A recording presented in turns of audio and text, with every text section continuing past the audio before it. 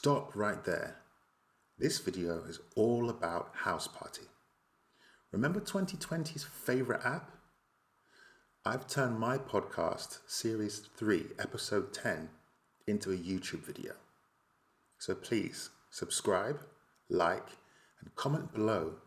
Was Houseparty great or garbage? Let's get started.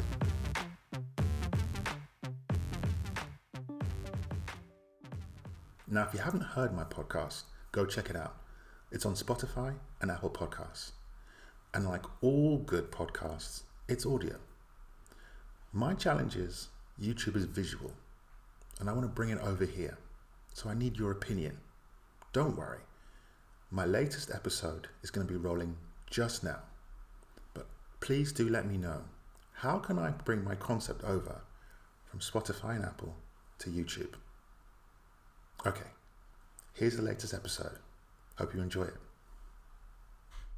Let me tell you what happened. This was about a year and a half ago now. The hype was building around the app, and I was curious. So I started listening to podcasts, watching YouTube videos, reading up about it, and that piqued my interest. So then the next stage was talking to friends, asking them, have they used it? Have they heard about it? What the pros and cons were, and how it was different to what was out there currently. I got a lot of mixed reviews, but something about the app was still intriguing. So I bit the bullet and downloaded the app. And at first, when I first downloaded it, like I guess most apps, I didn't know what to do. The app was on my phone, it was open, but nothing was happening. There were no tutorials, no bells and whistles, no lights flashing. It kind of expected me to know where to go. So I called some friends. They gave me some walkthroughs that were super rudimentary. Still didn't know what I was doing. Really, if I'm honest, after the first day or so, I really questioned what was happening. Why was there such a buzz?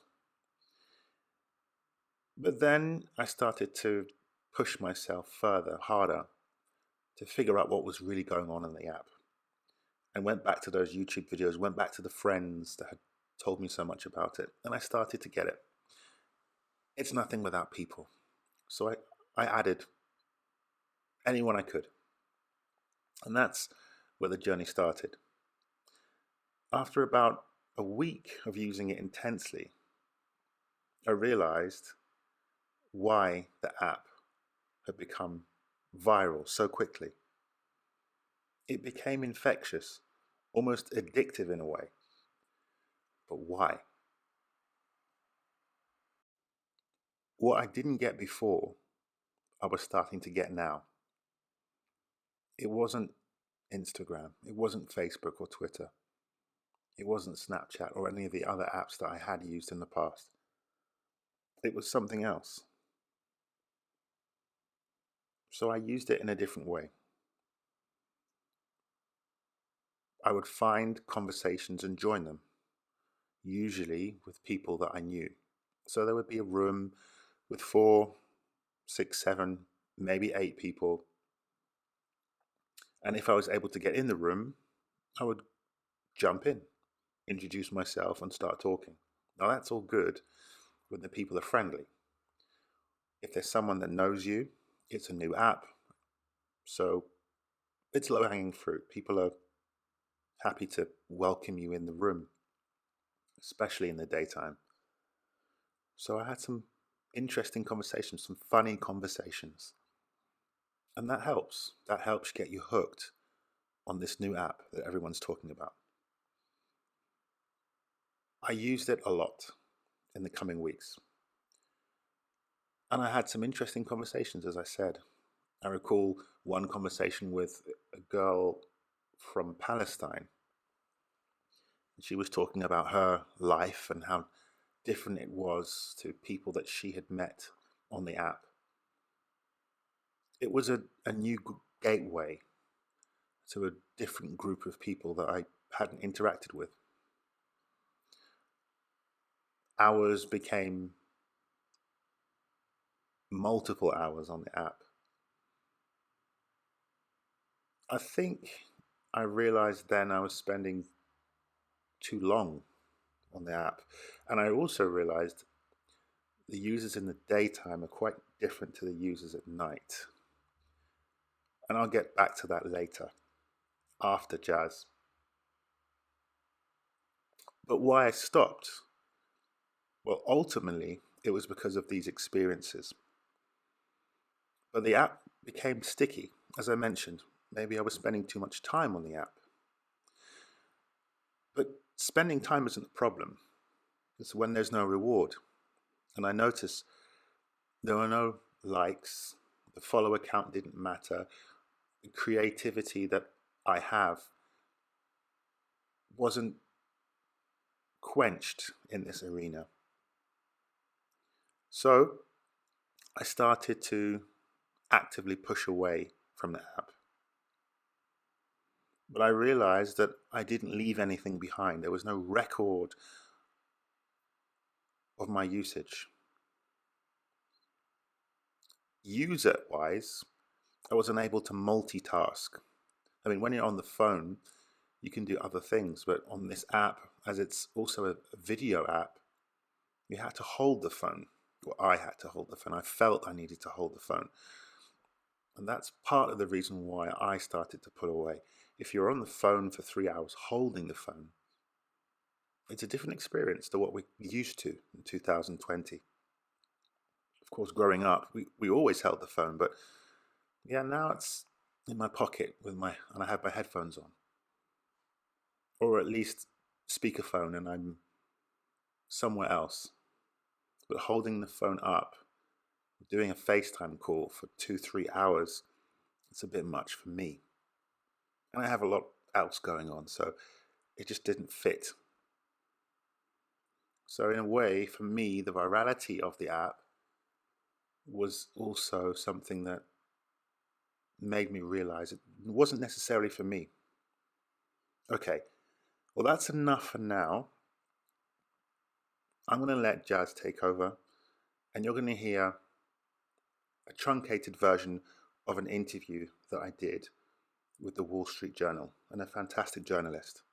We spoke about the app, its rise, its fall, and I and others gave some examples of our experiences. I'd love you to hear it and tell me more about what you think. But until then, here's Jazz.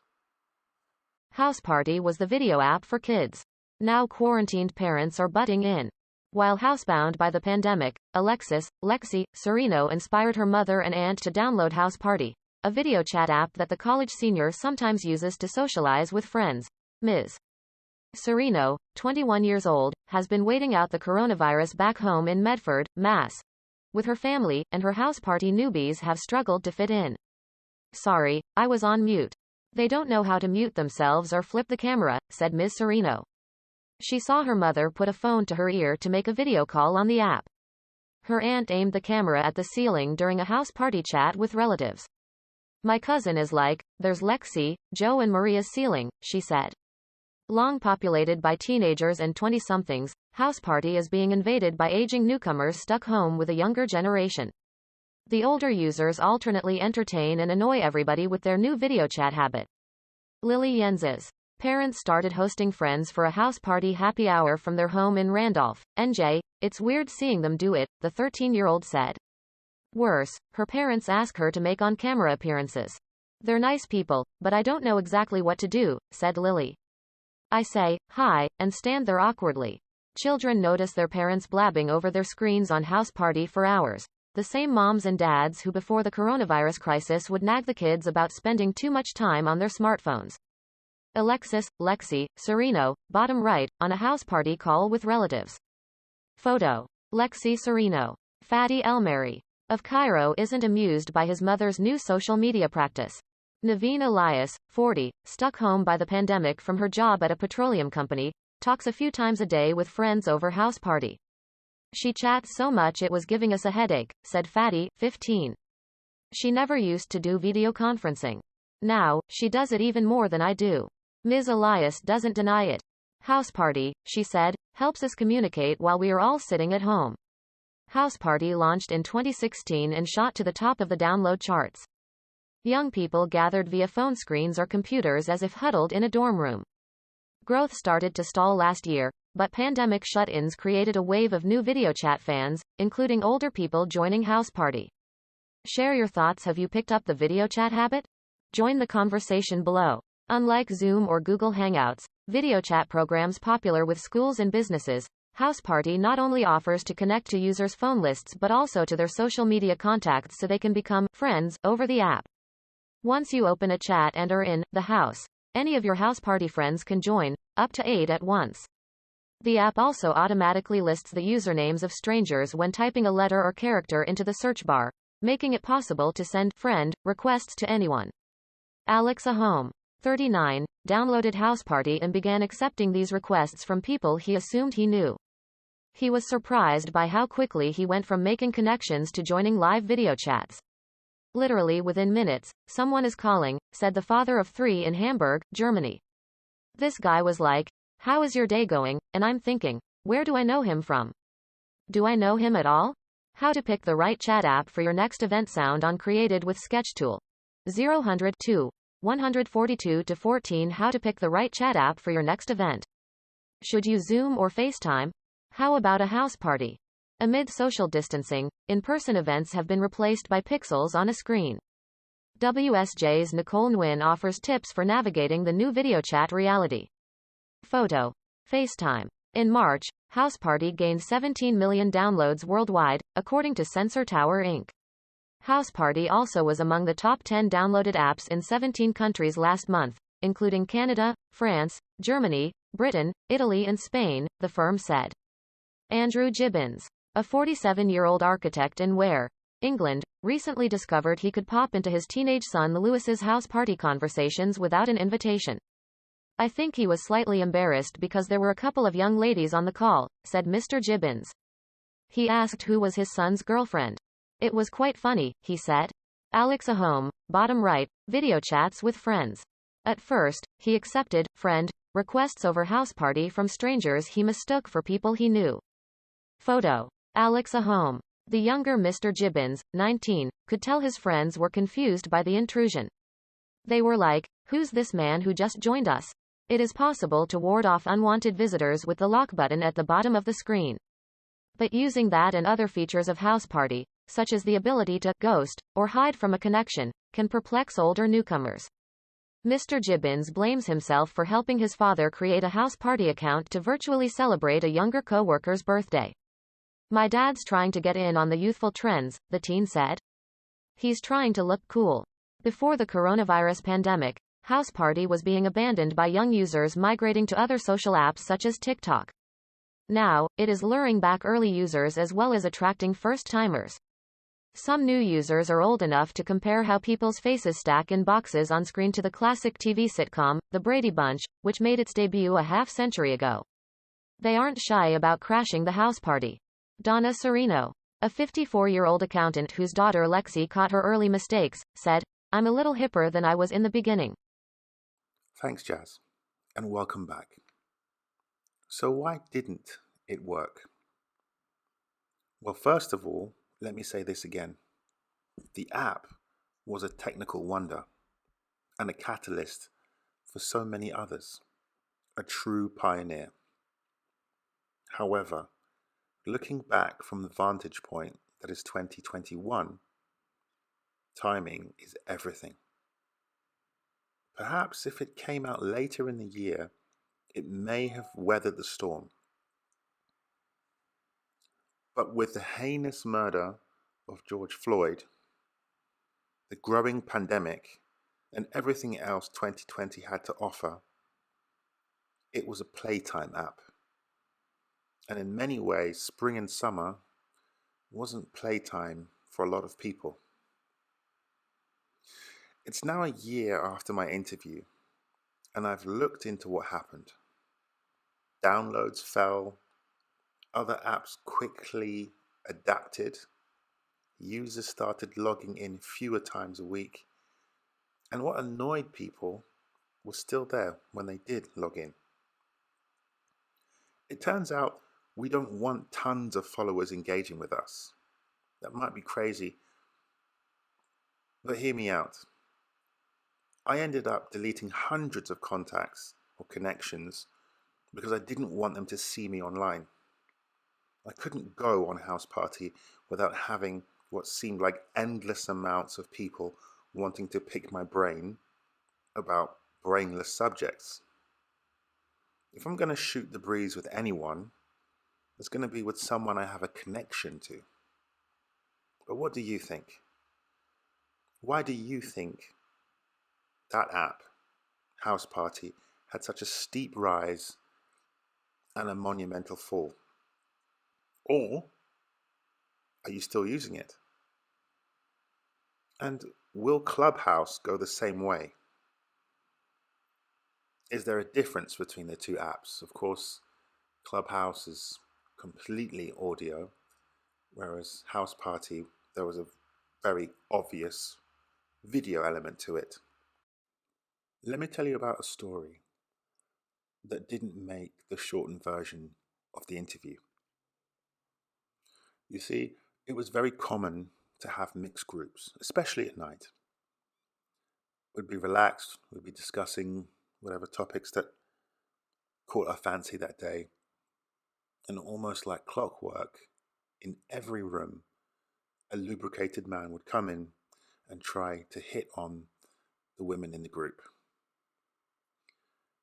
Harassment. Through no fault of the app's founders or staff, harassment became commonplace in many of the groups and chats that I had definitely seen. It often became a topic that certain women didn't feel comfortable even using the app because of it. So what we had to do was lock the rooms. And whether it was myself and one other or two other people, or not my room to lock people out, but it became the only way to have a conversation. So we had to lock people out, or depending on how you see it, lock people in for us just to have a regular conversation. And that was, as I said, a common occurrence. There was one time I heard about that a friend of mine didn't lock the door. It was a mixed group, a happy group, until one man came through the door. Apparently, he was the ex-husband of one of the ladies in the room. You can imagine what turned into a positive conversation became quite ugly. The worst part of it all was that it played out globally for everyone to see and hear about. Some things are best kept indoors. Not ideal at all. Houseparty had quite a big fall, but I'm sure they've learned a lot. I subsequently spoke to some people at Houseparty, which was a great privilege. Of course, it was amazing to swap stories again with Wall Street Journal, as I had before, talking about my core focus, which is more to do with future of work and diversity and inclusion. So stick around and stay tuned for more from me on those topics. I'm sure it won't be the last time I speak to the Wall Street Journal, and hopefully I'll speak to the reporter, Sarah Needleman, in the short term as well. However, for the last time this season, or until season 4, thanks for joining me. Again, make sure you do share, like, and follow me on this journey. Well, I've been Alex Ahom. This is The Forecast, and thank you.